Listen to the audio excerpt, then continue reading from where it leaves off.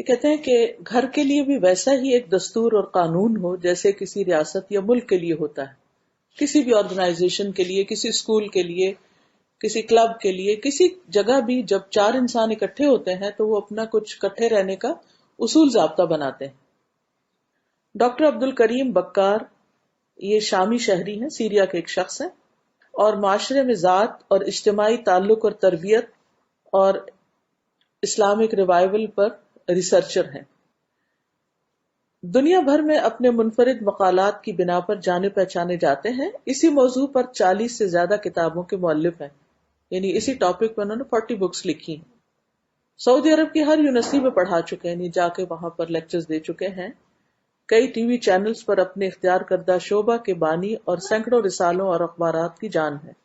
وہ کہتے ہیں کہ والدین ہرگز ہرگز اس بات کے انتظار میں نہ رہیں کہ تربیت گاہیں اپنے فرائض پورے کر کے ان کی اولاد کو اچھا شہری بنائیں گی.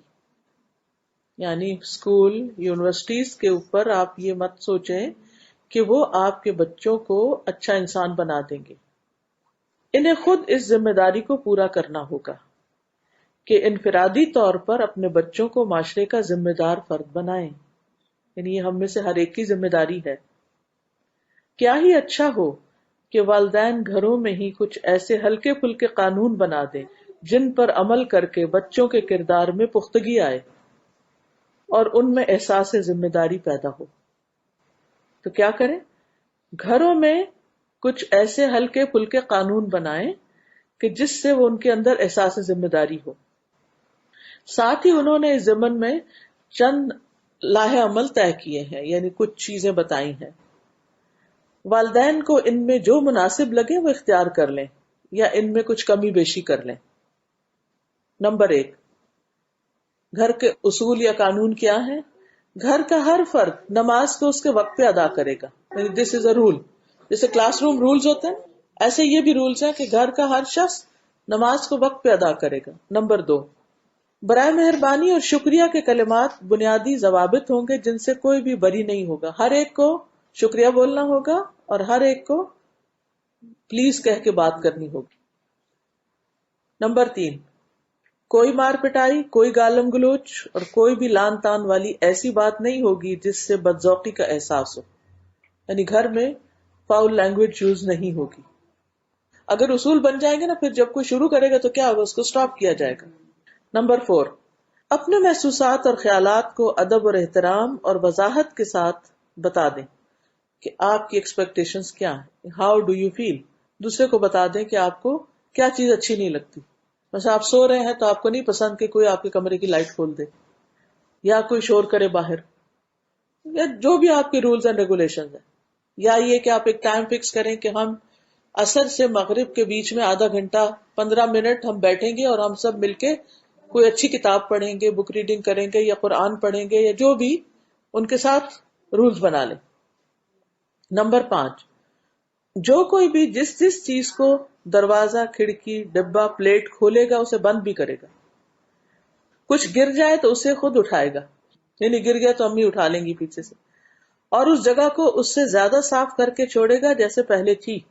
کچن میں کام کیا، چائے بنائی، دودھ گرم کیا، کچھ بھی کیا، اس جگہ کو کلین کر کے ہٹے گا. نمبر 6، آپ کا کمرہ خالص آپ کی ذمہ داری ہے. ہر بچہ اپنا بیڈ، اپنا کمرہ، اپنی الماری خود ٹھیک رکھے گا. نمبر 7، جو کوئی بات کرے گا اسے ٹوکے بغیر سنی جائے گی، یعنی دوسروں کی بات سننے کی عادت ڈالیں اور بات کو درمیان میں سے کوئی نہیں کاٹے گا. نمبر 8، گھر میں داخل اور خارج ہوتے ہوئے سلام کرنا ہوگا. نمبر 9، گھر کا ہر فرد روزانہ قرآن مجید سے ایک حزب کی تلاوت کرے گا. آپ مقرر کر لیں، ایک پیج کرنا ہے، ایک پیراگراف کرنا ہے، ایک آیت کرنی، جو بھی کرنا ہے سب کے اوپر لازم کر دیں. نمبر 10، جو ہم سے ملنے آئے وہ ہمارے قوانین کا احترام کرے. یعنی اگر کوئی اور گیسٹ آ کے، بچے وغیرہ گھر میں ہوتا ہے نا کہ ہم خالہ کے گھر جا کے رہتے ہیں یا کوئی، ان کو بھی ان قوانین کی پابندی کرنی ہوگی. جیسے آپ دبئی میں آتے ہیں تو دبئی کے قوانین کی پابندی کرنی ہوگی.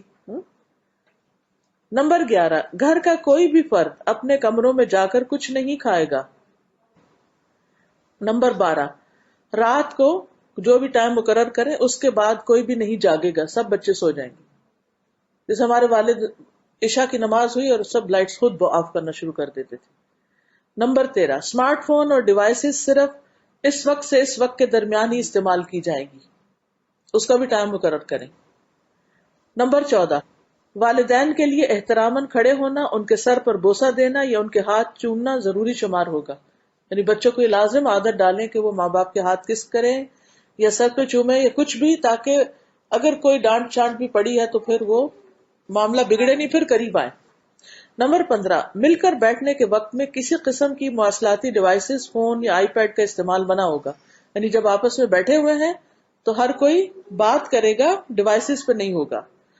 نمبر 16، کھانے پینے کے وقت میں سب کی حاضری اور شمولیت ضروری ہوگی. یعنی کہ اچھا میں بعد میں آپ لوگ کھا لیں میں کھا لوں گا، اوپر سے آواز دے دی، نہیں، ساتھ مل کے کھانا ہوگا.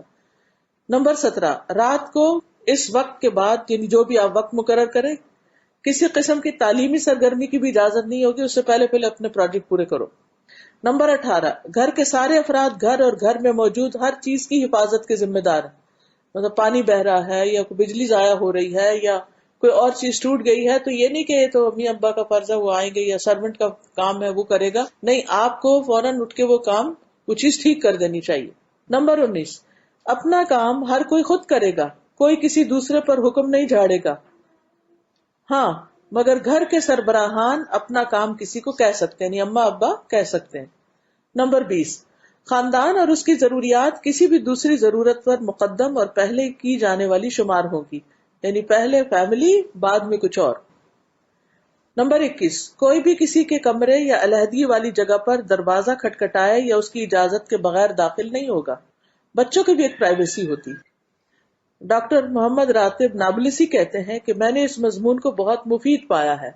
والدین کو چاہیے کہ اسے اہمیت دیں، کیونکہ اولاد کی تربیت ایک ایسا مشکل کام ہے جسے ہفتے کے 7 دن اور دن کے 24 گھنٹے کرنا ہوتا ہے.